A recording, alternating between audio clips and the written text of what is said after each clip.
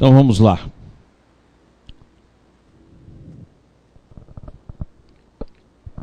Abordemos o primeiro slide da noite. Uma outra coisa estimula o conflito. É algo que julgamos bom e que, não obstante, produz o mal. É a boa consciência. Tal como a justiça, a boa consciência é atrelada como um cavalo ao coxo da vontade de extermínio. Pois sempre que alguém se julga melhor do que os outros, achando-se no direito de fazer-lhe mal, ele age sob o influxo de sua consciência, com a boa consciência. Então vamos lá, coloca aqui para mim a caneta. Pessoal, vamos prestar bem atenção aqui, que nós vamos tentar fazer uma abordagem. Aqui está o nosso campo mental. É o que o Bert vai chamar aí de consciência individual. Então o nosso campo mental aqui, né? Cada um aqui com seu campo mental. Nós fazemos parte de uma consciência coletiva, que nós já mostramos aqui. De uma consciência coletiva, que ela é dual. Então, um campo mental coletivo. E fazemos parte de uma consciência, que nós também já mostramos aqui. Essa não é de uma consciência cósmica. Ela não é dual. Ela é unitária. Então, esses fluxos estão dentro de nós. Em todos nós. Então, nós temos um fluxo mental para o bem e um fluxo mental para o mal. Ou seja, todos nós possuímos isso. Todos. Então, nós vamos pegar aqui um determinado ponto. Vamos supor, por exemplo, assassinato. Vontade de matar alguém. Cada um de nós dá um pouco de si nessa visão. Pode ser, por exemplo, que eu tenha essa tendência, 10% do meu campo psíquico. Eu tenha em torno de 30% uma outra pessoa. Uma outra tem em torno de 20%. Uma outra tem em torno de 5%. Mas essa vontade de extermínio, ela está em todos. Porque nós somos a humanidade. Ela está em todos. Pode estar menor e maior em você em relação a certos indivíduos, a certas pessoas. Mas ela vai estar lá. Então essas ondas individuais, tá claro? Formam a grande onda. Essa grande onda que é formada vai encontrar os seus representantes, como eu já mostrei aqui em aulas passadas. E o representante, então, executa a ação.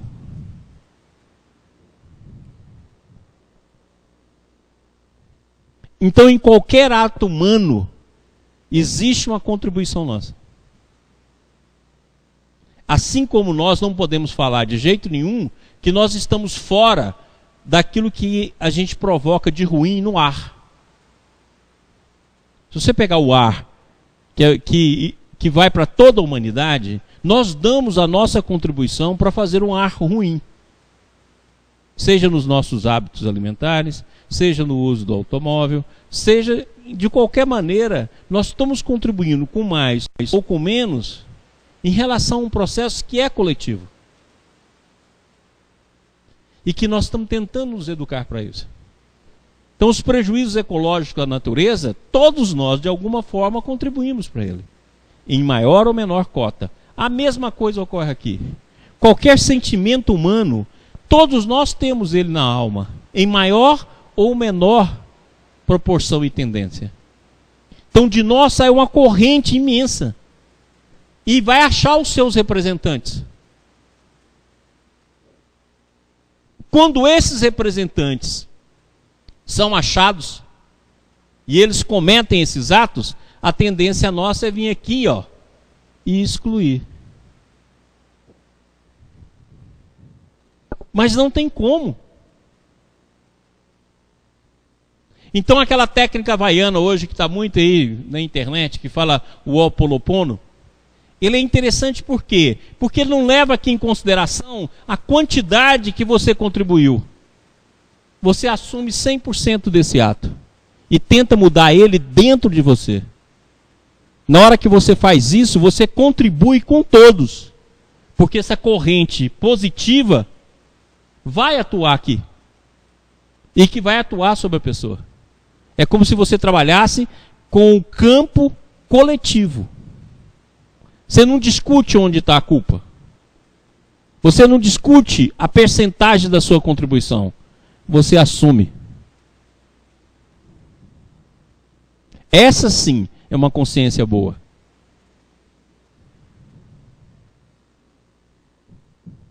E é interessante que esse mesmo conceito ele está no Pai Nosso. Jesus não fala, perdoai a minha culpa. Perdoai a nossa culpa. Ou seja, o processo sempre é coletivo. Venha a nós o vosso reino. É sempre um processo coletivo. Que vem para todos nós, vem a nós. Que é exatamente aqui o campo da consciência cósmica. É o que constela o reino divino e distribui para a humanidade na forma de graça. Então sempre é coletivo. Perdoa as nossas dívidas assim como perdoamos os nossos devedores. É sempre coletivo. Por quê? Porque se você não assume isso, você vai criar a boa consciência. Você vai criar aqui uma separação, porque você vai achar que você é distinto desse fluxo.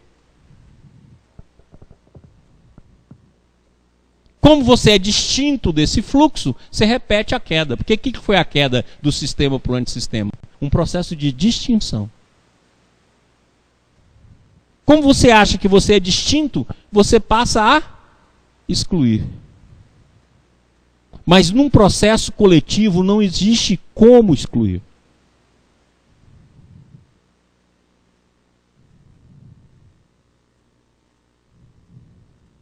Olha só que interessante.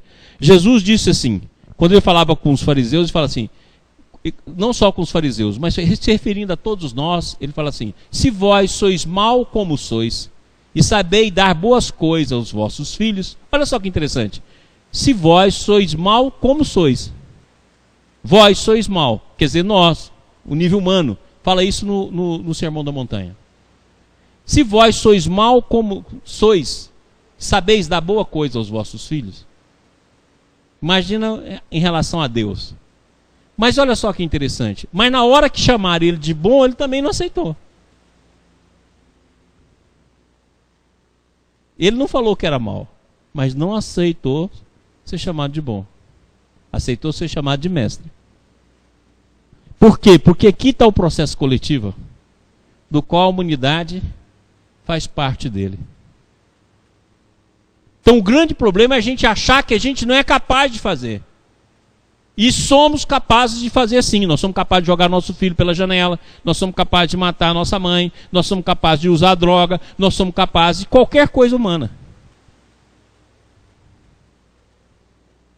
E dentro de nós existem esses fluxos, muitas vezes reprimidos, muitas vezes exercidos de forma menor, muitas vezes escondidos nos porões da alma, mas que está lá presente. E que de uma hora para outra pode explodir.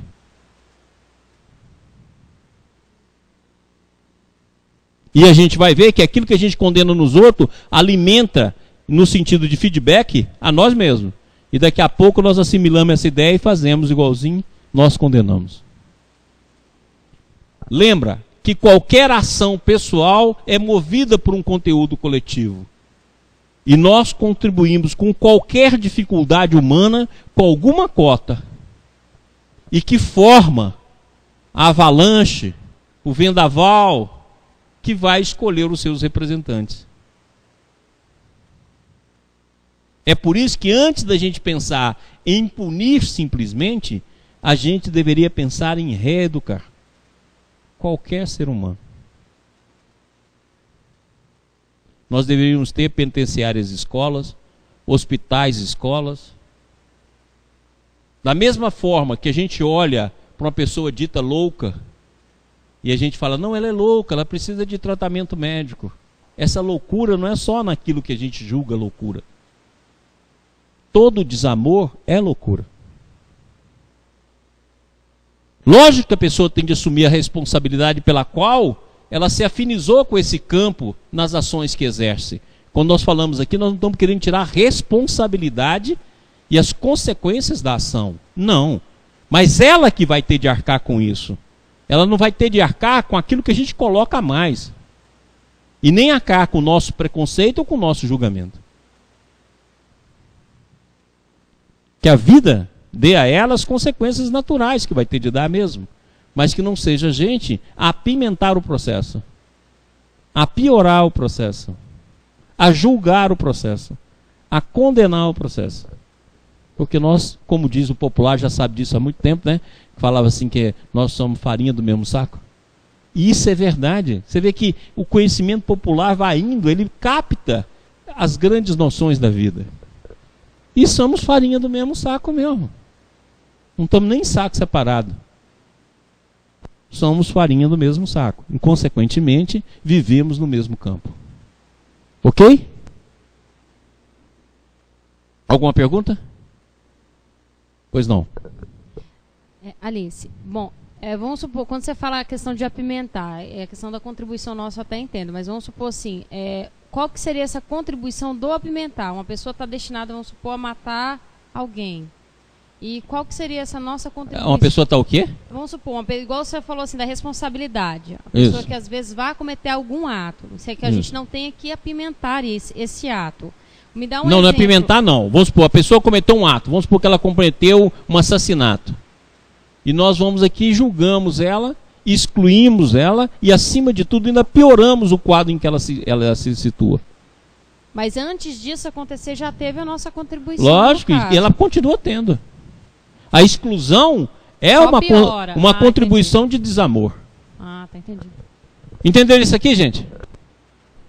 Lembra, todo ato do campo mental ou da consciência pessoal, ela tem uma ação coletiva. Ok? Pois não. Francisco, eu acho que um exemplo bom desse... Oi? Um exemplo desse ensinamento que você está falando, da coletividade, essa menina que foi assassinada de Goiânia. A parte da imprensa diz que quando os pais estavam com a rixa lá deles, era um levava notícia, outro trazia, e aquele ficou aquela vibração, um levando o outro trazendo, você entende? Uhum. Deve ser a coletividade que provocou isso. A coletividade é, como se diz, ela contribuiu, não vamos falar provocou, ela contribuiu. Por quê? Porque na hora que a gente forma o campo, pensa no pensamento como se fossem raios. Tá claro? Como se fossem fontes que tornam pequenos riachos e que vão fazendo afluente. Então, eu tenho aqui várias mentes como fontes do pensamento de destruição. Aquilo que nós já falamos aqui. Só existem duas maneiras da gente contribuir na vida. Ou nós somos destruidores, ou nós somos construtores. Essas duas maneiras. Destruidores ou construtores. Podemos ser destruidores numa área, construtores em outra, mas ou é destruidor ou é construtor. Então vamos supor que a vibração de destruição, ela vai formando de vários grupos humanos e vai se juntando como se fosse uma fonte interligada que vai formando um riacho. Na hora que esse riacho se forma, aqueles que têm essa tendência em maior condição vão assimilar essa corrente. E vão agir de forma destrutiva. Logicamente que eles vão partir aqui, ó, do campo mental que alimenta eles. E das visões que ele tem. Os dois jovens lá dos Estados Unidos. A partir de uma visão distorcida de pertencer a algo, vai lá e destrói o próprio país onde eles vivem. E matam pessoas que não tem nada a ver com absolutamente nada. Mas para eles está certo, porque está movido por uma consciência de justiça. Ora, na hora que ele faz isso, ele é alimentado por uma corrente. Então, quando ele faz isso, qual deve ser a nossa ação? Analisar para que a gente não faça o mesmo e nem provoque o mesmo. Contribuir no sentido de auxiliar as vítimas. E de forma nenhuma negar a quem cometeu o delito a oportunidade de recuperação e de assumir as consequências do ato. Não é chegar simplesmente lá e falar, tudo bem, tem importância não. Não. Olha, assumir as consequências. Ao assumir a consequência, eu vou te ajudar no sentido de que você assuma as suas consequências, possa tê-las e, ao mesmo tempo, dar a contribuição para a sua reeducação. Assim deveria ser. Ela vai assumir as consequências da lei, vai assumir as consequências naturais da vida, vai assumir as consequências da causa e efeito, mas nós não precisamos aqui, nos comportar como se a gente não tivesse nada com isso. Não, de nós também flui.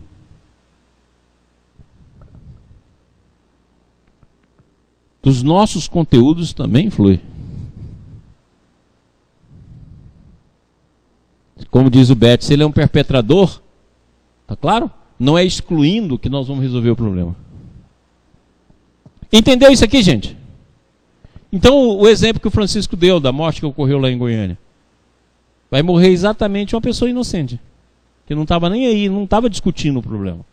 Mas a força era tão grande, no sentido de autodestruição, que um achava que o outro estava errado, o outro achava que o outro estava errado.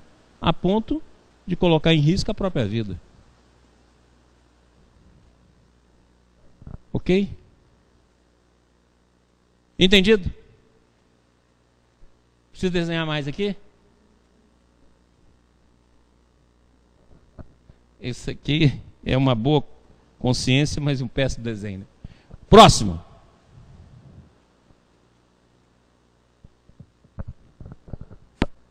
Próximo slide. Presta atenção nisso aqui. Tudo que abala as tradições é sentido como ameaça, tanto pela consciência individual como pela consciência coletiva do grupo, se é que podemos diferenciar as duas. Pois, afinal de contas, toda consciência é a consciência de um grupo. O que é novo ameaça a coesão desse grupo e, consequentemente, a sobrevivência dele em sua forma atual. Pois, quando um grupo abre espaço ao novo, ele precisa reorganizar-se para não se dividir. Pessoal, olha aqui. Lembra que nós já demos aqui vários exemplos da nossa consciência como se fosse aqui o nosso cubo mágico. E mostramos que a gente vive, vou dar uma aula sobre isso logo, logo, que nós vivemos aqui nessa face. Mas a nossa consciência é volumétrica. Aqui está um exemplo que ela não é só volumétrica não, ela é desse jeito aqui, ó. Então nós estamos vivendo essa face aqui, tá claro? Depois nós vamos para essa daqui, ó. E depois nós vamos fazer nisso. Ó. Você imagina o que é realmente a nossa consciência.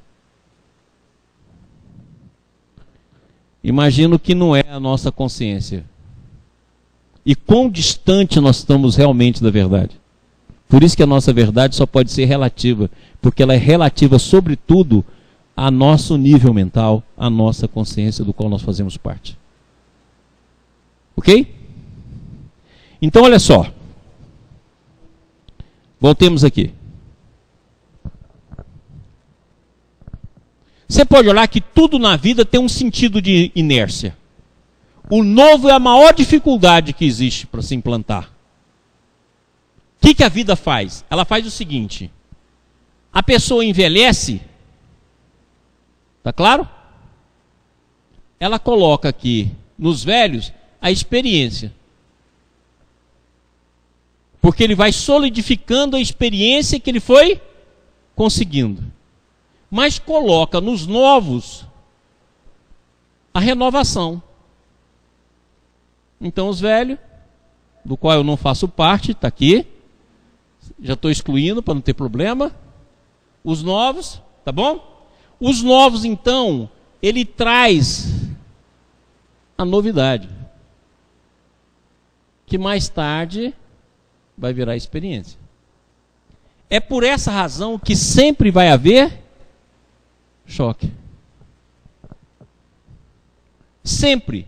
Porque é a forma da vida se renovar. Agora, por que sempre vai ter o tradicional?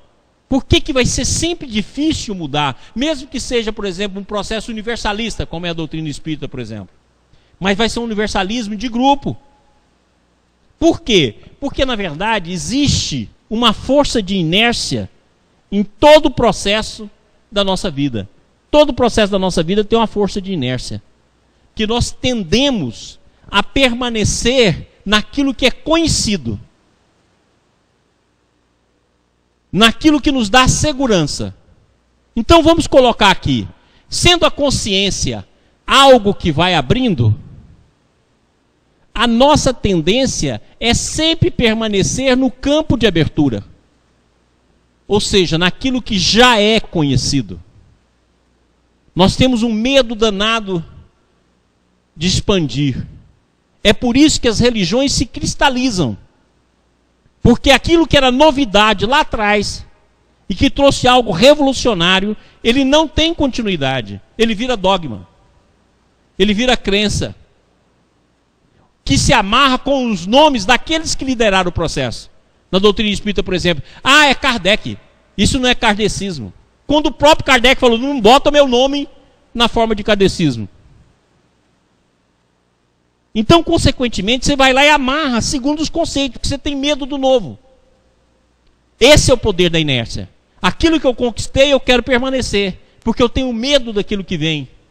Tenho medo de abrir a consciência. Por isso que quando nós pegamos lá a Gênese, está lá, parirás com dor. Essa é a forma que Deus fala com Eva. Lembrando aqui que Eva é a individualidade. E Deus fala, parirás com dor. E a gente tem realmente isso. Dor significa o quê? Parir com dor significa assim, adquirir a luz através da dor. Então toda condição da gente alargar a nossa consciência provoca um processo de dor. Porque significa desapegar da forma de pensar, da forma de agir, do campo do conhecimento. Aquilo que eu já disse aqui para vocês. O problema da vida não é aprender, é desaprender. Então aqui tem um processo de inércia. Então quando acontece algo na família, a tendência da família é permanecer. Tanto é verdade que, além de exclusão, quantas pessoas que fazem de conta que não está acontecendo isso na família?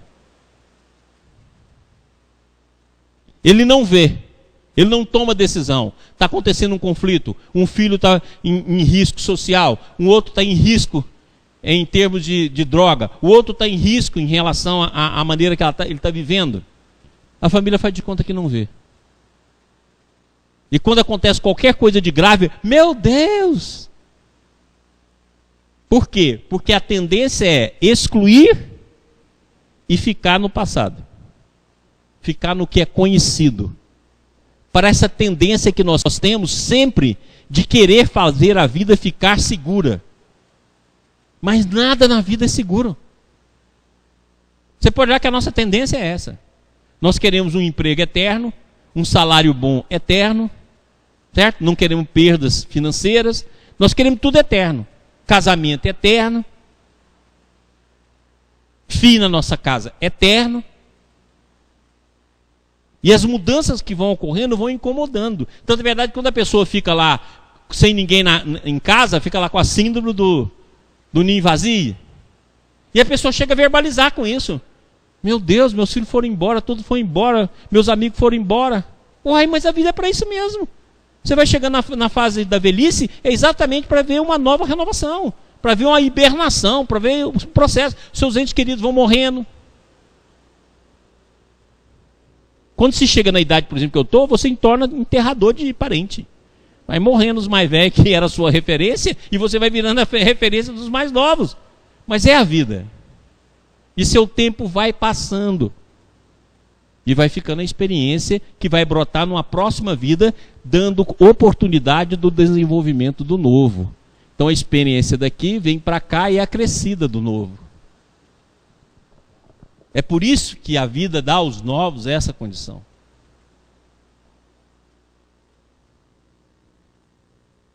Está claro? Então, por isso que tem de se organizar. Muitas famílias passam por problemas, não é só da questão da exclusão, é também o fenômeno de não querer o novo, de ficar dentro da ortodoxia, de ficar dentro daquele conceito da família. Ah, meu pai era assim, meu avô era assim, meu bisavô é assim, nós somos assim. Isso é uma tradição familiar.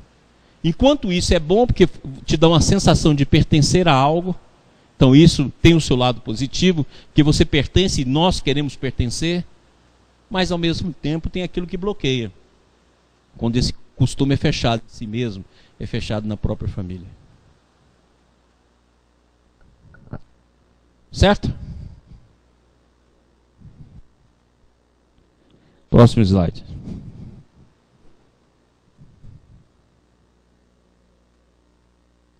Quando alguém, sob o influxo de sua boa consciência, rejeita alguém, seja por que motivo for, uma outra instância psíquica força-o a dar ao rejeitado um lugar na sua alma.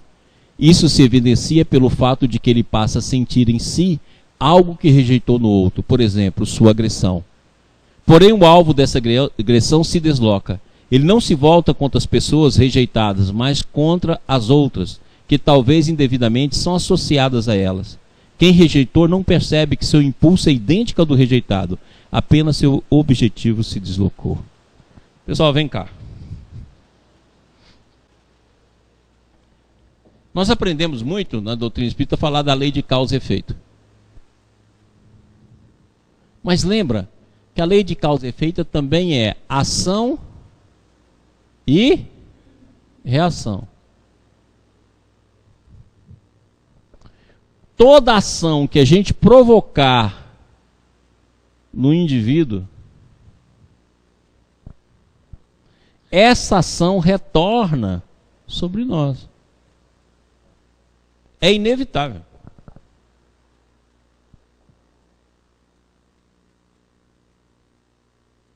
Tudo aquilo que a gente projetar provoca um vazio que vai ser de novo preenchido. Não tem como. Não existe nenhuma ação que você faça contra qualquer pessoa que você não crie o vazio de ser preenchido pela mesma ação igual e contrária. A simetria é base da vida. Hoje em dia já se fala em muitas teorias da física da simetria de partículas. Isso é uma verdade. A simetria é base da vida. Então tudo aquilo que você fizer vai ser simétrico. Você fez para lá, vai vir para cá. Se foi o bem, maravilha.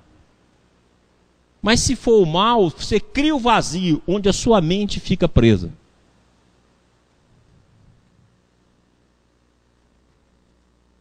Emmanuel tem uma frase, eu vou mostrar isso para vocês logo, numa das aulas, já separei ela, que é muito interessante. Ele fala: aquilo que a gente fica condenando e pensando em relação aos outros, acaba se incorporando nos nossos tecidos sutis e viram pensamentos que alimentam os nossos atos. Se nós fazemos uma análise para o nosso crescimento e do outro, isso vai nos ajudar a nos emancipar espiritualmente e vai fazer com que a gente ajude o outro. Mas se nós fazemos de forma negativa, não tenha dúvida, mais cedo ou mais tarde aquilo está incorporado em nós como ação.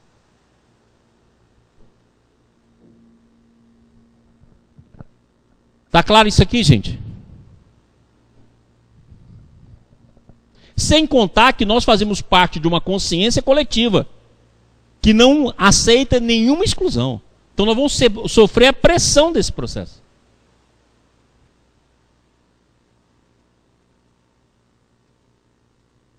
Entende isso?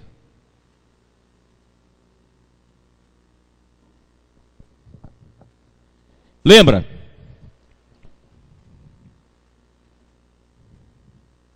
Mas o que houve? Ok. Volta aqui no slide, por favor.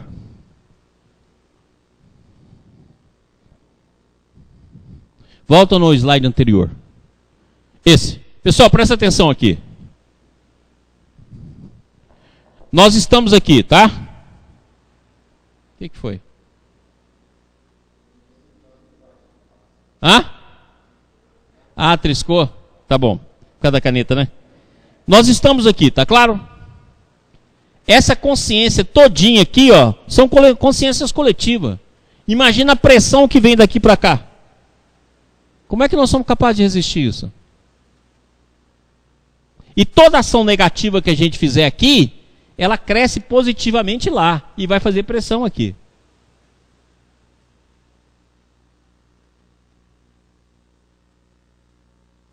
Então vamos cá mostrar isso aqui. Canetinha. Ó, se vocês não entenderem, por favor, mostra. Porque eu vou dar uma aula aqui depois desse assunto. Eu estou comichando para dar. Olha aqui. Presta atenção nisso aqui. Lembra que nós já falamos que a nossa consciência é volumétrica, lembra? Pessoal aí da TV Ibis, presta atenção. Então, o ato que a gente fizer aqui, vou colocar aqui o ato de cabeça para baixo. Ele imediatamente, na nossa consciência volumétrica, ele se torna uma ação virtual igual e contrária. Então eu fiz o mal aqui. Vou colocar negativo. Imediatamente, na mesma proporção, está projetado no nosso futuro, na nossa consciência, a mesma ação igual e contrária. Simetria da vida. Tá ok? Tá claro? Essa ação, eu vou e faço mais negativa ainda. Aqui se projeta uma ação maior ainda, na mesma proporção. Aqui é um campo virtual, onde vai ser o futuro. E aqui é um campo real, onde estamos agora. Então, quando nós estamos aqui no presente, eu vou colocar aqui, ó, presente. Tá claro? O presente, logo o presente acaba, é passado, não é? Você pode olhar que logo depois do presente é o passado, não é o futuro. O futuro sempre é uma hipótese para frente. Não é interessante isso? Olha, nesse segundo aqui, eu já sou passado. E o futuro sempre é algo. Então aqui está o presente, e aqui está o passado, e aqui está o futuro. Então a onda do futuro, certo? Sempre vem para o presente. E uma onda do passado sempre chega junto. Então as nossas escolhas, ou o nosso livre-arbítrio, ele é um conjunto de uma onda futura, mais uma onda passada que é exercida no presente. Então nossa escolha é sempre uma onda. Olha só que interessante. Se a onda que vem do passado, no presente eu confirmo, eu repito o ato. Se a onda que vem do futuro, que é o ato virtual que já está sendo construído lá, ele é vibracional. Ele vai vir aqui para o presente, gerando então conflito. E esse conflito que vem do futuro é muito maior, porque ele é alimentado pela consciência cósmica. Então o fluxo dele é muito maior. Ele não é alimentado apenas pelo campo que está aqui hoje, ó. Ele é alimentado pelo campo dos outros cubinhos desse. Ele é alimentado pelo campo sistêmico, ele é alimentado pelo campo, o campo da consciência cósmica, que incide sobre o nosso modo de viver, que é esse aqui. Então a pressão é muito grande. Por isso que Jesus foi claro, nenhuma ovelha se perderá. E por isso que irmão Auro, no livro dele, Universo e Vida, fala que a justiça divina está na nossa própria consciência. Por causa disso aqui, ó. Esse campo aqui, projeta invertido aqui. E do futuro, vem uma onda para o presente. Sai uma onda do futuro, que vem para o presente. E o passado vem uma onda. Ou nós confirmamos o passado, tá claro? Mas sofremos um conflito com a ação. Então essa ideia que todo popular já tem, do anjinho e do capetinha, que está do nosso lado, que todos os desenhos têm isso, capetinho e anjinho, é exatamente isso. O capeta é o fluxo do passado e o anjinho é o fluxo do futuro. E a nossa escolha, a nossa vontade, o nosso livre-arbítrio é um conjunto de duas ondas. A onda do passado e a onda do futuro. Que faz pressão.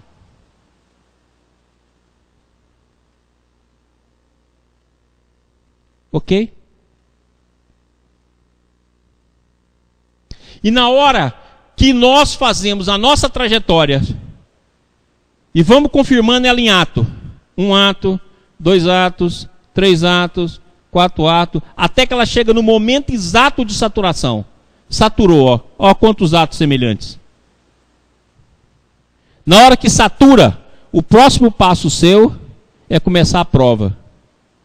É passar isso aqui em forma de prova. Então, antes da gente fazer aqui tem um campo, ó, que é o campo da graça, que vai transformar ação em dor, para depois vir a correção.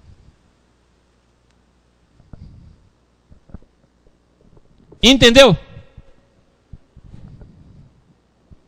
Então a justiça divina é automática, ela subsiste em nós mesmos. E é por isso que você pode fazer profecia. Porque basta ver as duas ondas, as ondas do futuro e as ondas do passado, que já existem no campo coletivo e no campo individual.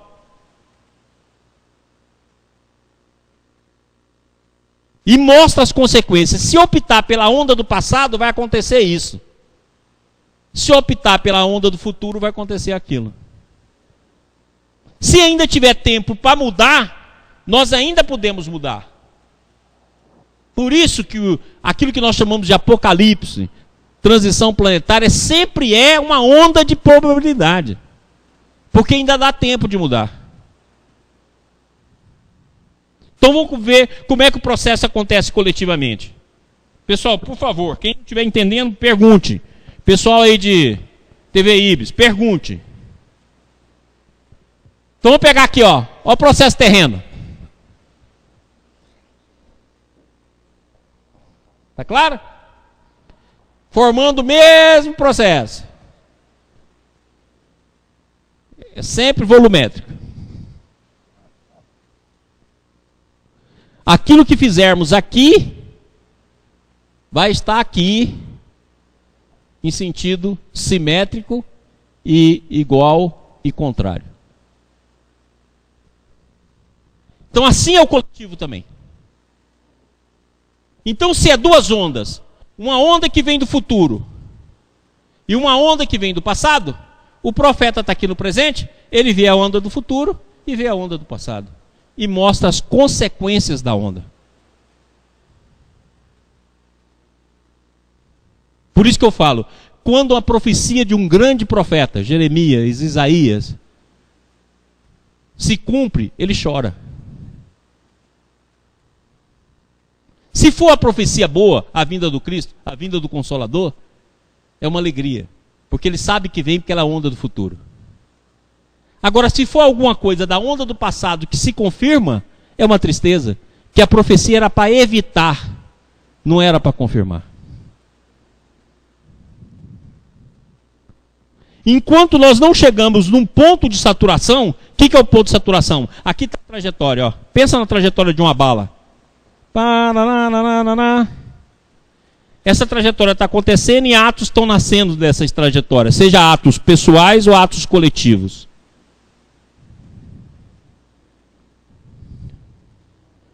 Até que ela satura. Na hora que saturou, acabou. Esse processo de saturação, como se fosse uma reação química, não é mais reversível. Vai ter de ser experienciada no campo da ação. Então eu gosto de pensar isso igualzinho à dualidade onda-partícula. Enquanto as nossas ações são como ondas, Elas fazem se acumulando, mas na hora que elas se transformam em partícula, que elas se condensam, imediatamente você vai ter de viver agora o campo da prova em ti mesmo, seja de forma coletiva, seja de forma individual.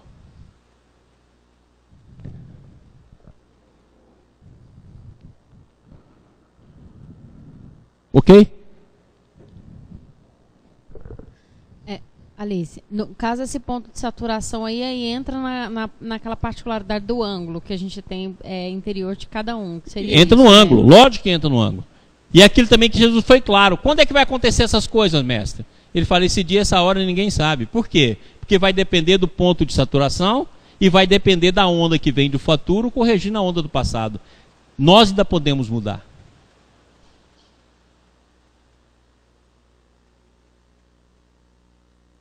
Entendido? Entendeu isso aqui? Por que a gente muda? Porque você passa pelo plano da dor e depois a onda do futuro te alimenta e você vai poder regenerar. Por isso que primeiro a gente erra, depois a gente expia, depois a gente regenera e depois a gente sublima. Entendeu isso aqui? Então, primeiro, a gente vai lá e erra. Lá na frente, a gente faz a expiação. Depois, a gente regenera. E depois, a gente sublima. Esse é o circuito.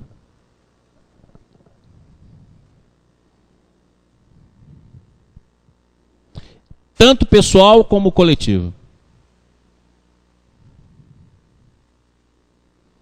Se as ondas da trajetória do erro foram confirmadas no tempo, vai confirmando, confirmando, confirmando, confirmando, confirmando, até virar expiação em si mesmo.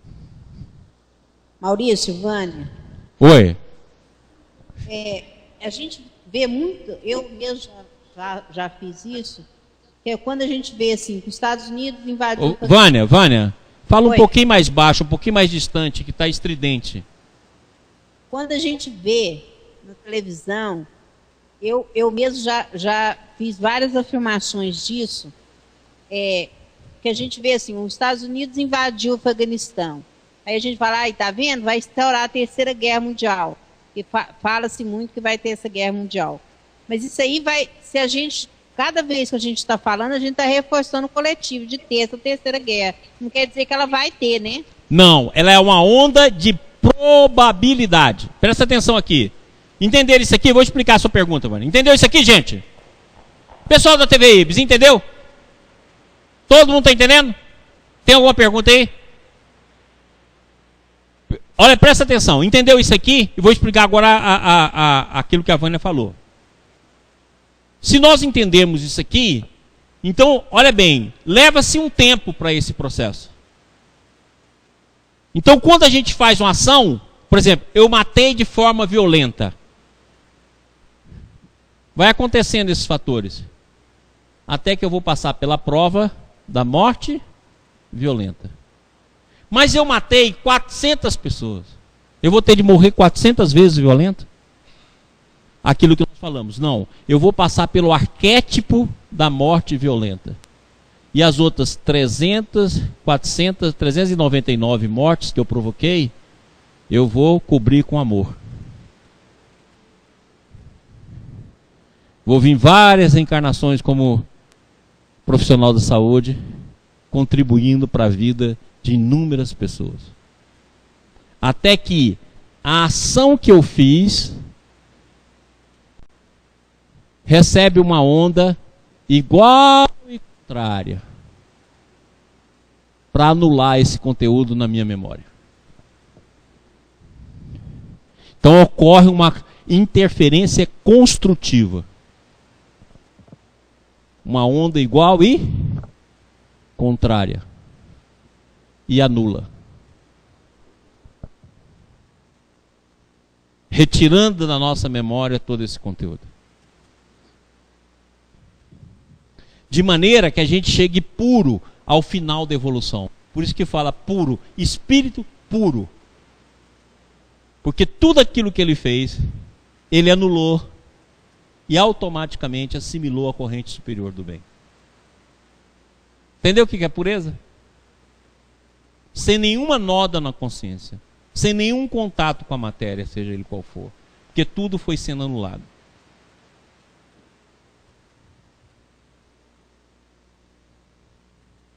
Entendido? Então, enquanto o processo não chegou ao seu ponto final, existe possibilidade de mudança. Então nós podemos mudar a história da Terra, assim como poderia ter mudado na época de Jesus, podia ter mudado na época de Francisco de Assis, podia ter mudado na época de Kardec, podia ter mudado no dia de hoje. Mas por isso que fala, vós sois trabalhadores da última hora. Por quê? Porque está chegando essa hora aqui, ó. A última hora qual que é? A 1/10 hora. Então, nós estamos aqui, ó. Já vem isso aqui tudo já, ó. Ainda dá para mudar. E se não der para mudar todo o coletivo, dá para mudar partes desse coletivo, inclusive nós mesmos. Para quando esse processo chegar no clímax, nós não façamos parte dessa corrente. Nós tenhamos aqui, ó, corrigindo esse processo para trás.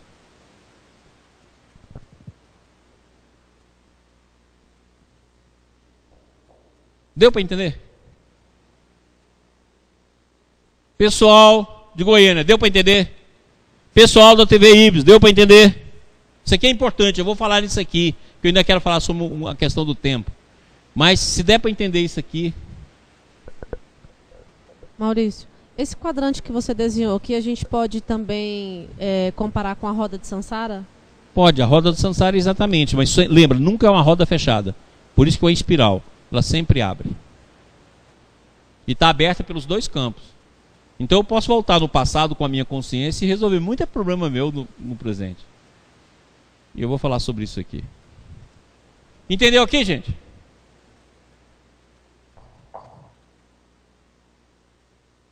Então lembra, a nossa livre escolha é um conjunto de duas ondas. A onda do futuro, que está junto nessa onda do futuro, tem o quê?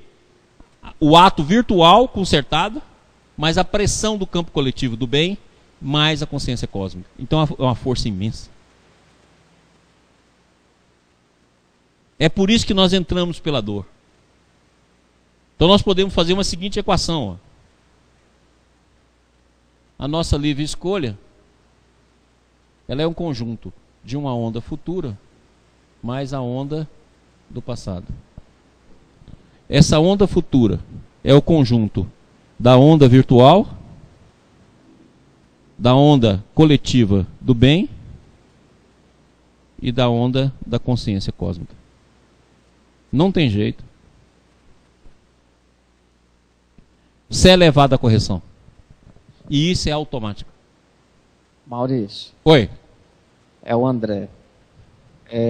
No caso da graça, ela age em todo esse movimento. Como é que funciona aquela coisa, por exemplo, o indivíduo prejudica muita gente, mas num determinado momento da história, ele percebe que ele cometeu um erro, e aí aquela história que os espíritos falam, não, você tinha que perder uma perna, mas no final das contas você vai perder só um dedo. Esse atenuar da prova que a graça faz. Não, gente, isso aí é besteira de quem interpreta assim. Deixa eu mostrar isso aqui. Entendeu essa equação aqui? Então agora eu vou fazer o seguinte, ó. A ação praticada aqui, ela é invertida aqui. O filtro dessa ação para cá chama-se dor.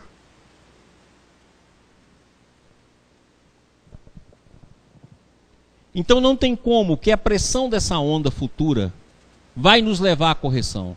Se eu precipitei o ato, igual o André acabou de dizer, eu ranquei uma perna, eu vou perder a perna. Agora, eu posso perder essa perna em prestações, dependendo da força do bem que eu coloquei na minha vida.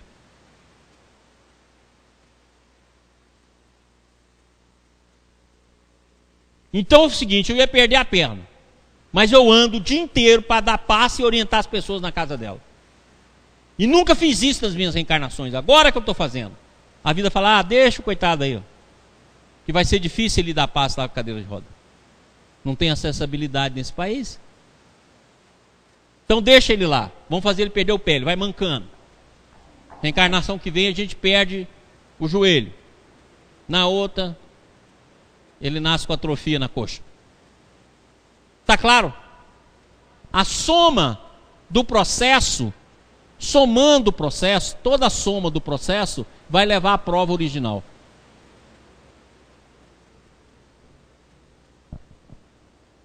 Quando faz esse raciocínio simplista, está querendo fazer o raciocínio do muito. O amor cobre a multidão dos pecados. Mas lembra, ele cobre, não tira. A palavra de Jesus, o amor tira, cobre a multidão e não o erro em si. Porque o erro em si, quando precipitou, igualzinho a uma reação química de precipitação, A mais B vai ser igual a substância C. Até um determinado momento isso é reversível e depois não é mais. Se ainda está no ponto de reversibilidade, você ainda pode consertar muito pela ação igual e contrária. Mas se chegou no ponto de saturação e você já fez a aprendizagem que você tinha de fazer, você vai ter de corrigir o processo. Por isso que Jesus deixou claro, isso está no Sermão da Montanha, está lá, e não saireis de lá até pagar centil por centil. Nenhum só jota, nenhum só til se omitirá da lei. E está no Evangelho segundo o Espiritismo. A lei de Deus é a lei de Italião. Está lá. Agora, Deus não permite a gente pagar a prestação? Lógico que permite. Está claro? Maurício, pergunta da TV Ibis. Fala alto. Pergunta da Ivanete de Campo Grande, Mato Grosso do Sul. Pois não. Por favor, explique de novo os trabalhadores da última hora. Vamos lá. Então vamos colocar o dia da terra em 24 horas. Vamos colocar em 12, porque o dia judaico era feito de 12 horas. Então o dia judaico começava lá às 6 da manhã e terminava às 6 da tarde. Então aqui nós temos um ciclo de 12 horas.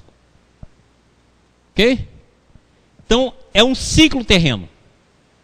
O ciclo terreno, ele é milenar, não é? Milênio, milênio, milênio. É milenar. E ele tem como ciclo menor o século. E o século tem como ciclo menor a década. Então você pode olhar que tudo na Terra a gente fala em termos coletivo, em década, século, milênio. Ok? Então nós temos dois períodos distintos de educação. Um período distinto em que vai desde a queda de Capela, etc, etc, etc, até Jesus.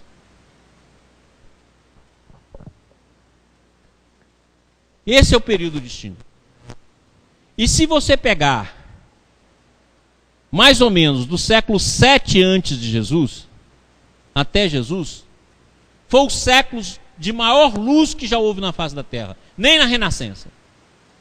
Do século 7 antes de Jesus é o século de Tales de Mileto, é o século de Isaías, é o século de Daniel, é o século de Confúcio, é o século de Lao Tse, é o século de Buda. Então, as grandes luzes do mundo vieram aqui, ó.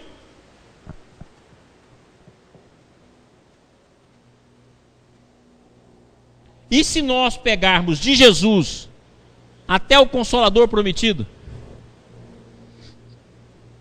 E lembra que o Consolador prometido é os Espíritos. Não é a doutrina espírita, é a doutrina dos Espíritos. Então eles vão soprar onde eles quiserem. Não é só aquilo que é considerado livro espírita, centro espírita que recebe espírito. Ou o centro, o espírito baixa em qualquer centro. E onde houve a voz, houve sabedoria. Então, do momento em que a presença do Cristo se fez conosco, e no momento da sua volta, é o Consolador prometido, entendendo espírito e a doutrina espírita como a doutrina dos espíritos, e eles vão dar a lição onde eles quiserem, até no raio que o parta. Eles dão aula lá no raio que o parta, para poder fazer o raio não partir. Tá claro? Porque os espíritos são livres, consequentemente vão ensinar onde tiver. Por isso que você vai encontrar partes da doutrina espírita em inúmeros locais. Tá ok? Então nós tivemos 2 períodos básicos de educação. O primeiro macro período e o segundo macro período. E o que nos diz o Evangelho? Espírita, vós sois o trabalhador da última hora. A última hora é às 18 horas. E o Kardec tem várias mensagens na Revista Espírita que ele fala, nas últimas 2 séculos. Se nós estamos vivendo o período das últimas horas, todo o processo humano está se precipitando. Está chegando no ponto de consolidação. Por isso que Jesus disse claro lá em Mateus, quando vires o sinal tal, terremoto, maremoto, guerra, está claro? Isso é sinal de que está perto a hora. Olha bem, nós temos isso desde que mundo é mundo. E acentuado, maior aqui, ó. Só de 1930 para cá, nós tivemos 2 guerras mundiais.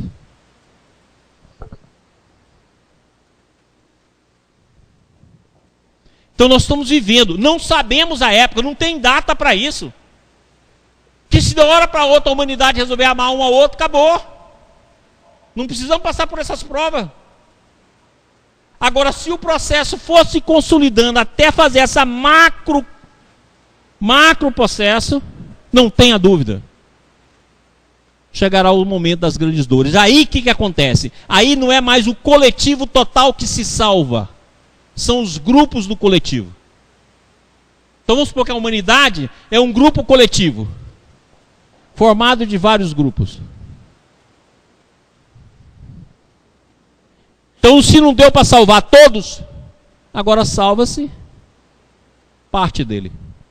Por isso que Jesus veio, aqueles que não foram salvos serão jogados nas trevas exteriores.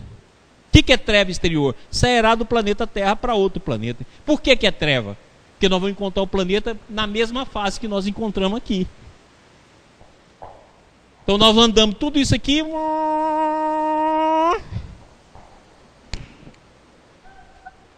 Ai, meu Deus. Não. Por isso que é dor. E mais, o nosso grupo coletivo vai ascender e nós vamos permanecer.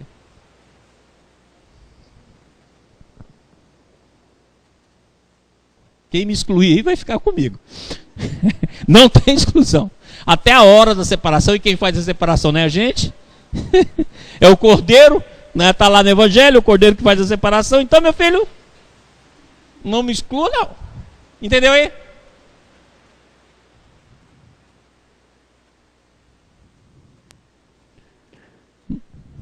Como é que é o nome dela que mandou de Cuiabá? Ivanete? Ivanete, deu para entender aí, meu amor? Se não, manda outra pergunta. Entendeu aí, gente? Isso, eu só abri essa chave só para falar do preconceito, hein? Da inércia. Ok? Cafezinho. Vamos tomar um cafezinho. Que nunca tem, eu quero dizer aqui para a TV Ibis, para todo mundo, que eu falo em cafezinho, mas ninguém tem coragem de trazer. O café é excluído das nossas reuniões. Não tá? Nem lá em Goiânia a Ilza traz o chocolate. É impressionante. Então vamos dar uma descansadinha.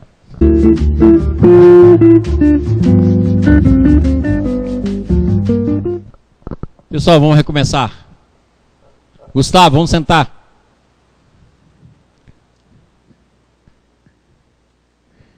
Vamos lá? Recomecemos então.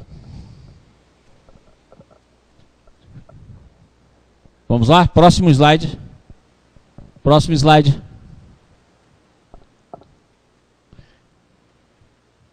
Contudo, Andrezinho, tudo bem aí? Tá tudo certo, pode continuar. Contudo, de uma maneira estranha e compensadora, uma instância interior oculta leva essa boa consciência a ferir-se na própria alma e fracassar. Aqui tem um erro. Certo? Ferir-se na própria alma e fracassar. Em seu estudo sobre projeções, Freud fala também de um outro tipo de transferência, pela qual combatemos numa outra pessoa aquilo que rejeitamos e negamos em nós mesmos. Todo mundo que você nota os defeitos, que você se incomoda com o defeito, e toda pessoa que você não gosta, ela tem parte daquilo que você não aceita em você e você projeta. Então vamos para os desenhos vagabundos.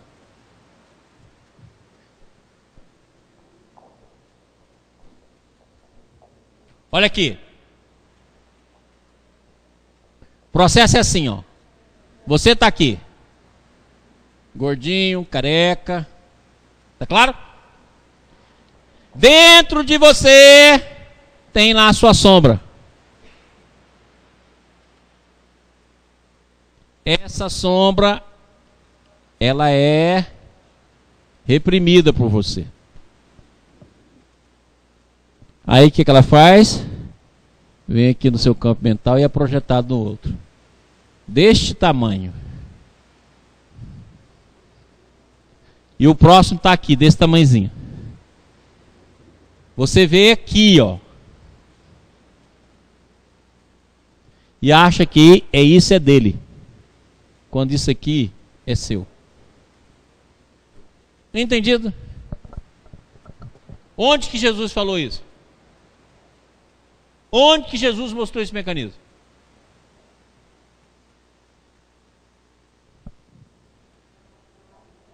Hã?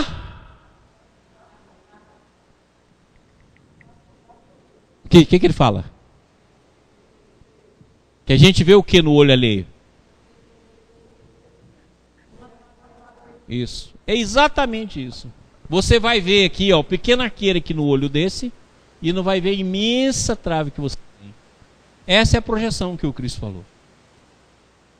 Então, se você quer saber o que você reprime, é só pegar todas as pessoas que você não gosta. As pessoas antipáticas, aquela que você nem conhece e acha antipática. Certo? As pessoas que você não aceita. Nelas vão estar parte daquilo que você reprime e que não aceita em você. Então a primeira coisa do autoconhecimento é aceitar você como você é. É aquilo que eu já falei aqui no curso que a gente deu de Paulo de Tarso, quando ele fala, sou o que sou. E de uma coisa eu sei, esquecendo o passado, eu caminho para o alvo.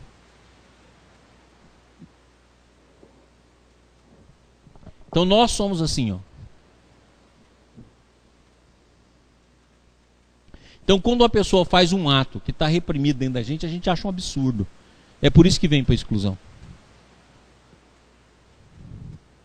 Porque em ti está o medo de fazer também.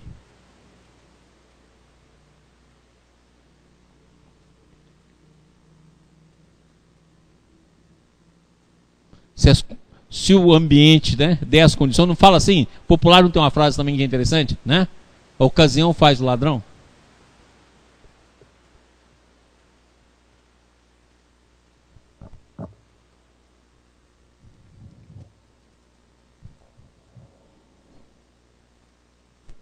Ok? Próximo slide.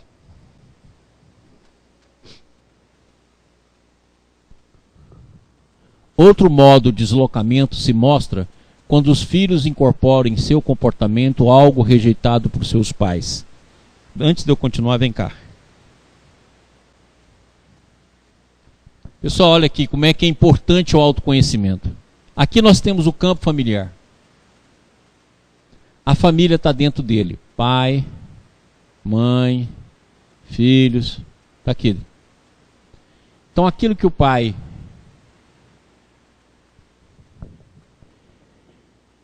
quer fazer e reprime. E aquilo que ele faz escondido, certo? Vai atuar aqui no campo.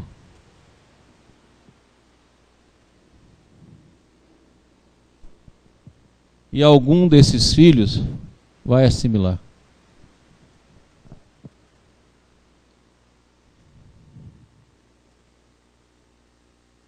Entendido? É por isso que os nossos conteúdos não adianta reprimir, tem de ser tratados. E é aquilo que Jesus disse claro, nada há escondido que não venha às claras.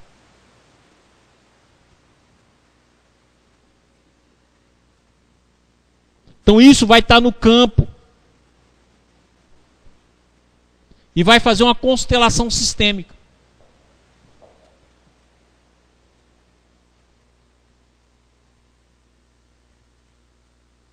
Lembra aquilo que eu já falei. Os nossos atos é uma coleção de vibração. Vibração pessoal, mais vibração familiar, mais vibração coletiva.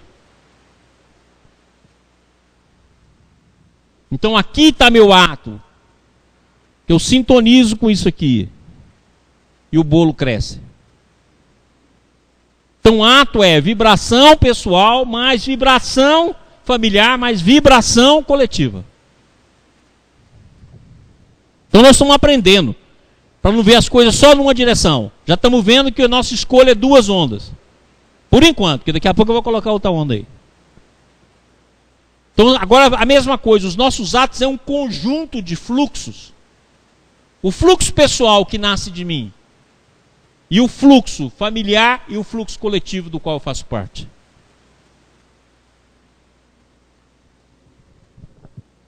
Então aqui, ó, eu vou assimilando essas correntes. Aquilo que é reprimido está dentro do campo. Aquilo que é escondido está claro no campo.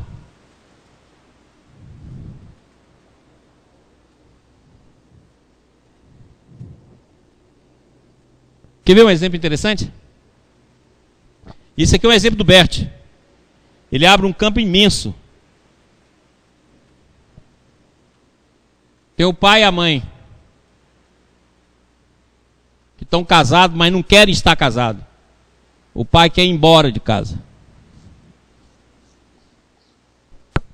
Não só ir embora, como também pode ter ou não outras amantes, mas quer ir embora.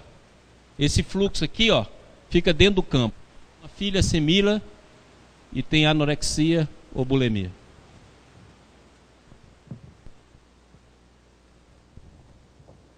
Ele fala que a anorexia e a bulimia é um dos processos que ocorre na constelação familiar por um processo de abandono que não ocorre, que não toma posição, que não age e fica no vai, não vai.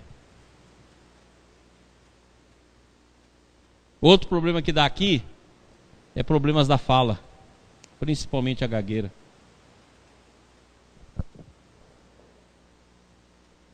Tá claro? Nós vivemos um lado individual, mas vivemos um lado coletivo. E quem é que vai mais agir sobre o coletivo em nós? A família.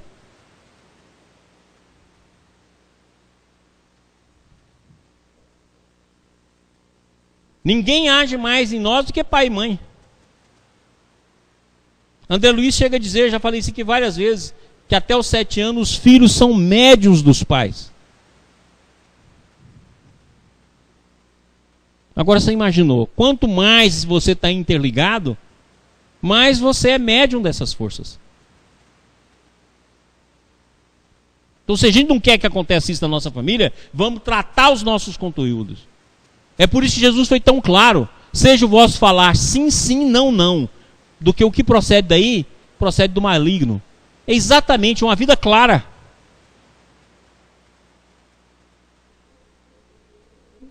Não tem dúvida.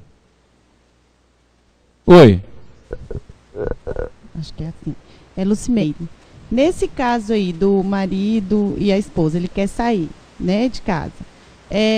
Digamos que ele saia, que ele se separe. Não é por isso que ele vai ser excluído. Eles podem viver numa harmonia, Isso. conseguir essa harmonia, ele fora do lar. Isso. Não precisa necessariamente estar junto. Não, ele pode fazer, você pode muito bem fazer esse processo e honrar tanto ele como ela e cumprir as suas funções de paternidade. Ou de maternidade, né? Porque o processo é bilateral. Maurício. Oi. André, eu não entendi essa relação da bulimia e da anorexia com o abandono do lar. Por que essas doenças especificamente? Porque a doença tem um mecanismo. A doença é um símbolo. Ele tem um mecanismo. Toda doença é simbólica. Nesse caso aí, fala, papai não precisa ir não, eu vou para você. Esse é o símbolo.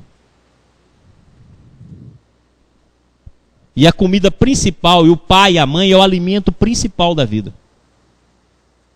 Ah, entendi. Agora então aí é o símbolo da Símbolo. alimentação, né? Símbolo. É o símbolo do processo. Olha bem, toda doença é um símbolo. Antes dela ser sintoma, antes dela ser alteração celular, antes dela ser alteração fisiológica, antes dela ser alteração anatômica, ela é um símbolo. Então o alimento principal da vida é pai e mãe. Então no momento que esse alimento está faltando, ok?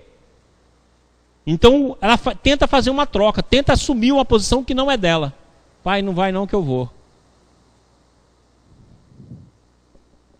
E ela deixa de se alimentar, porque ela perdeu o alimento principal da alma, não se sente amada.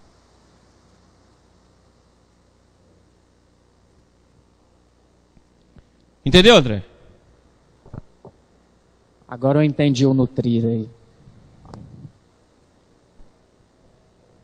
Então esse é um grande problema. Porque todas as vezes, gente, que a gente está com conflito, você fica preso nesse conflito, não está lembrado? E a gente, lembra das imagens que eu fiz aqui, ó? Lembra? Então você está preso no conflito e muitas vezes você não deixa de perceber o outro. Não percebe o filho, não percebe a filha, não percebe os problemas que estão acontecendo na casa, porque você está preso naquele mundinho. Fixada naquele mundo.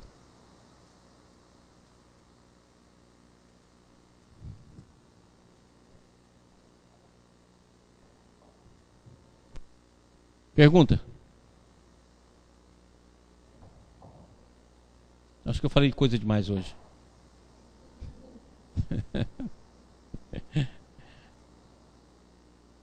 Para não ficar muito pesado.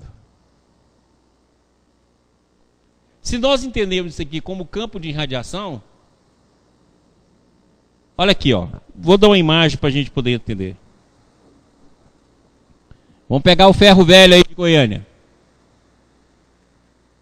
Abriu lá o césio, não foi? No ambiente que estava o césio, não contaminou todo mundo? Hein? E em volta também? E todos os objetos do césio não foi contaminado? Hein, pessoal de Goiânia? O que estava aí foi contaminado, não foi? Agora pensa no pensamento como uma força radioativa. Igualzinho o césio. O pensamento é radioativo. Pensa no pensamento radioativo. Olha bem como é que ele é radioativo. Se ele incidir sobre um objeto e tiver um médium que é capaz de pegar aqui e absorver as vibrações que esse objeto tem, ele vai falar, ó, essa canetinha pertencia a um cara que dava aula assim, assim, assim, assim, assim.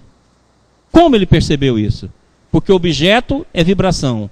Ele recolhe vibração. E o pensamento é radioativo. Igualzinho um físico que vai chegar lá no material de Goiânia, vai pegar um contador Geiger, vai chegar lá, ele vai fazer barulhinho e falar, ó, isso aqui está contaminado. Ora, então o pensamento é radioativo. O pensamento dentro do campo ele é radioativo, ele influencia todo mundo. E vai influenciar mais ainda quem está perto dele.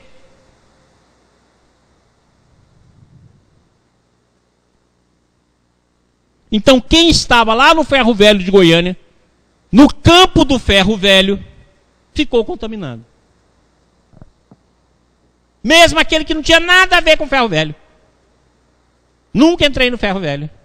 Abrir aí a caixa, abrir o Césio, e eu que nem conhecia, sofri ação. Então imagina o que é um campo familiar. Pensa no pensamento como uma força radiativa que impregna. Então aqui está o pai, emitindo força radiativa. Aqui estão os filhos, absorvendo essa força. Quanto maior afinidade tiver entre pai e filho, maior a absorção.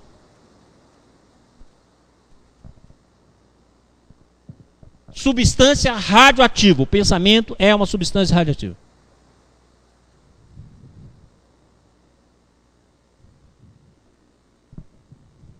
Entendeu o que é o campo?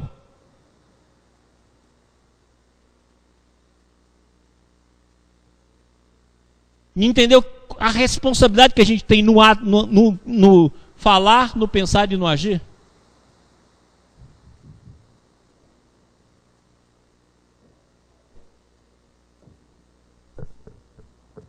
Luciana.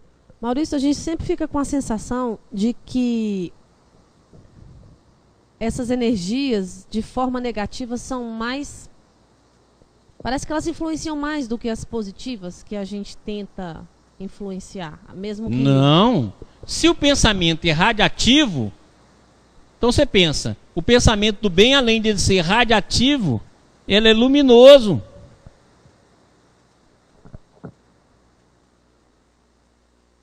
Todo pensamento tem a luz branca. Ou seja, todas as possibilidades da vida. Por isso que a gente sempre pega o mal e arquiteta ele com as trevas, como se fosse escuro. Você pode olhar que toda imagem que a gente tem do mal é alguma coisa escura, sem luz.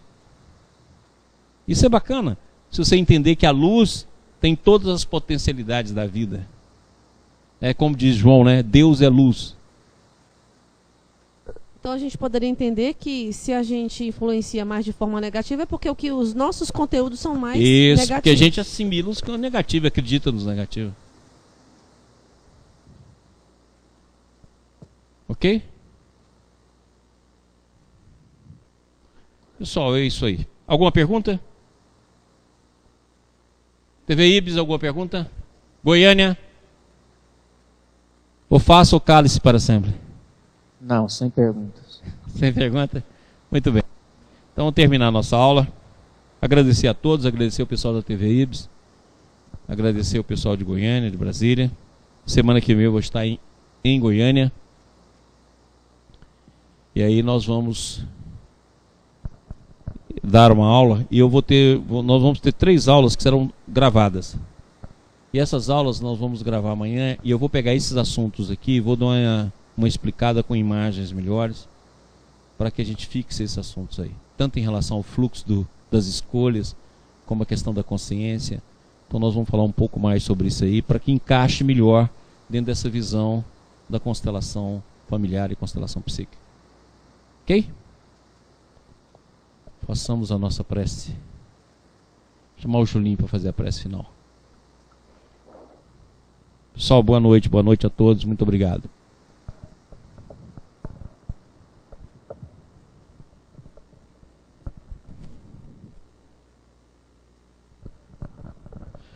Boa noite a todos da TV Ibis, boa noite ao pessoal de Goiânia. Pessoal, antes de fazer nossa prece final, eu gostaria de só dar um pequeno recado. Algumas pessoas têm mandado e-mails para a gente solicitando o número da conta do Ibis para poder fazer doações para o projeto da TV Ibis. A gente não colocou ainda essas informações, porque a gente está esperando um material do designer que está fazendo para a gente poder colocar correto, certinho, para aquelas pessoas que têm interesse em ajudar o nosso projeto possam fazer essas doações. Então acredito que na próxima semana, ou logo após as aulas gravadas que o Maurício vai fazer, a gente coloque no ar essas informações. Então eu peço um pouquinho de paciência para quem está querendo doar, mas que permaneçam com a intenção, que a gente precisa muito. Muito obrigado a todos que têm mandado o e-mail e que têm solicitado isso aí, tá bom? Então vamos fazer a nossa prece. Vamos levar o nosso pensamento até o mais alto. Lembrar do nosso Mestre Jesus, que a todo instante que esteve conosco, esteve exemplificando todos os seus ensinamentos, a fim de que cada um de nós, dentro da nossa condição e capacidade, pudesse absorver, dentro do seu campo de amor, de transformação e de paz, todo o conteúdo necessário às nossas almas. Pedimos, Senhor, que proteja cada um de nós, os nossos lares, e que esteja conosco hoje e sempre. Graças a Deus. Boa noite a todos.